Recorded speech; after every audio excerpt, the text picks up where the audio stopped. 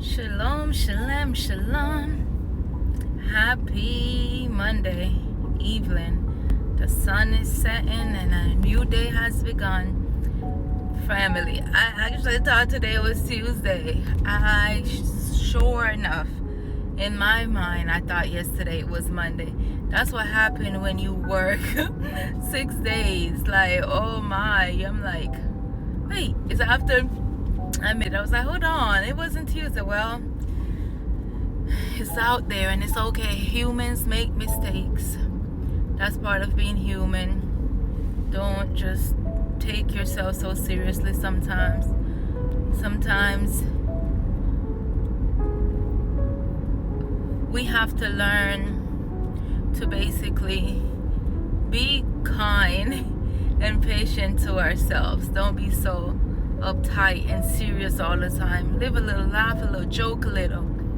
Play around with yourself. Be expressive some. You know, I think I remember that quote somebody said, don't take yourself so serious. No one else does. Seriously.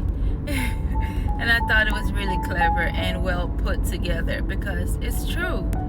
You know, just have fun. Everything don't have to be so uptight, you know. When I'm very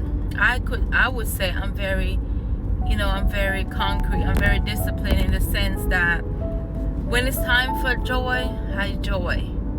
I laugh, I have fun. I'm very silly, but I'm a very disciplined, structured woman as well. When it's about business, I'm about business.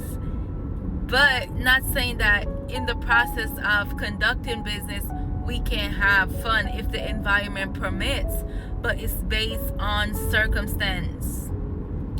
If it's circumstantial and it's a place where you shouldn't be laughing and goofing off, no, it's not going to happen. So I dress according to my occasion, not just physically, but mentally, emotionally, and spiritually. People think, oh, she's so mean, she uptight, she's serious, because it's not the place for goofiness. So that's something that, you know, a lot of us should actually, you know, work on how to conduct yourself, you know, emotionally, spiritually, physically, when you're in an occasion that requires certain dressing, because the dressing comes with also the attitude, the energy, and I'm an energy person. So, yeah. So I remember when I was younger, I took etiquette classes, and I remember I was like, oh my gosh, I don't know when I'm ever gonna use this. But guess what? We had to dress up, have the 5-course meals, nice dress, gloves, not to use a dessert fork. I have a lot of stuff under my belt. So it was funny because I remember my mom at the time was basically telling me like, hey, you may need this one day. And I was just like, I don't know. But I have really used it throughout my, you know, throughout my adulthood. Not putting your elbows on the table and all these things, and, you know, upright, you know, all the stuff that goes with it. But I really thought it was fun. And, you know, we got to dress up and have escorts. So it was really beautiful to teach young girls that, especially those of melanated complexions. But that's something, you know, in today's world that we should also teach our children. Yes, it's nothing wrong. Culturally, our people have eaten with their hands, make the food taste better, and that'll go on. However, based on where you're located, that may not be permissible. So teaching them how to navigate through society and different society customs and practices is also important. That's what made, you know, a good king or a queen. They also had to learn many languages based on who they're going to be dealing with, and also their cultures, norms, and practices. So I do believe it can be beneficial to teach our children those things, how to conduct yourself. Because, for an example, this is something that I really do dislike so much. People do not dress for the occasion. You don't have to dress up. No one is telling you to be me. I'm me. I'm gonna be me all day, every day. I can be no one else. Just only me. I'm the only me. I'm the only one. Oh gosh, it's funny. But anywho, not saying to be like me. Nobody can, and I can't be like you. That's it. Argument done. So basically, it's like I see people a lot of times. I'm not gonna lie. Women say it's a formal event. They are there in something that they would wear to Olive Garden. No, honey, you gotta bring your A game, because that's the place for, you don't know who you may meet. That's a place to network. So sometimes we miss our blessing because we don't know how to dress for the occasion, because people are looking at you. People may want to do business with you, but based on your dress code, you may deter them, because they may want you to meet with business official, and you can't be dressing like you go to Walmart in the middle of the night. No, honey, it's not going to work.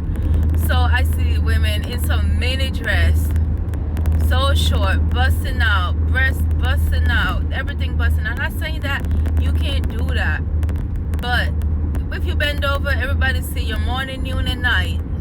No. Dress sophisticated, sexy and sophisticated. Don't dress like a hoodlum, hood racker. That's how they're gonna treat you. They're not gonna want to do business with you. And for men too. I've seen some men over there. I'm like, why did you wear this, brother? Why did you not put yourself together better? Why is your attitude not matching this dress suit? Because people that are well-mannered, are educated, and know how to articulate, they're going to want someone that's similar and to do business with. They're not going to choose you, not because they're prejudiced against you for your color. Sometimes we use the color card too much. Sometimes it's your mouthpiece, the way you dress. Everything is you, the way you dress, the way you speak, the way you look at people, that nasty look, rolling your eyes. Yes, people be doing that. How you even smell. If your cologne too strong and old. No. Are you practicing hygiene? Men and women. Yes. I've been places and I'm like, oh my gosh, brother. Oh my gosh, sister, why? Why is your hair not put together properly? Just these things. If you can't do it right, sometimes it's not that we can't do it, we just weren't taught and we don't see the importance or whatever. I don't want to go through that. No, deal with that shame. Yes, it don't look right, so stop doing it. So when people are looking to do business, especially businessmen and women, officials, so they're looking for people that can match a similar energy, that can go out and basically represent them in their absence. I remember I told someone that, like, hey, I'm my brand. I'm my niche. My name, my character is attached to my business. So I don't want any kind of person going out there and, and basically mimicking me, representing me, because my business is me and I'm my business, right? So I cannot afford financially or societally, I cannot afford for you to go out there and make a mockery of my business, because I'm going to lose money and I've invested. I had to pay for promotion. I have to pay for these things. So, and when I'm out and I'm conducting my affairs, I'm also networking. This is for potential clients. So I can't have you going in and smelling like ganja, like you just come up from ganja field, smelling like weed, like you just came from a house party in the hood. No, honey. And you looking like you just woke up out of bed, didn't even brush your hair, brush your teeth. You in a dress too short. You can't serve. You making people uncomfortable. No. We have to learn how to dress for the occasion. Mind, body, spirit, and physical dress code. Your attitude have to be right. Your emotional tune have to be on point. EQ, IQ, DQ. All of it has to be on point. Has to match the occasion. Yeah, especially in a professional setting. Oh no, you have to bring your professional game face. yeah, so just a quick FYI.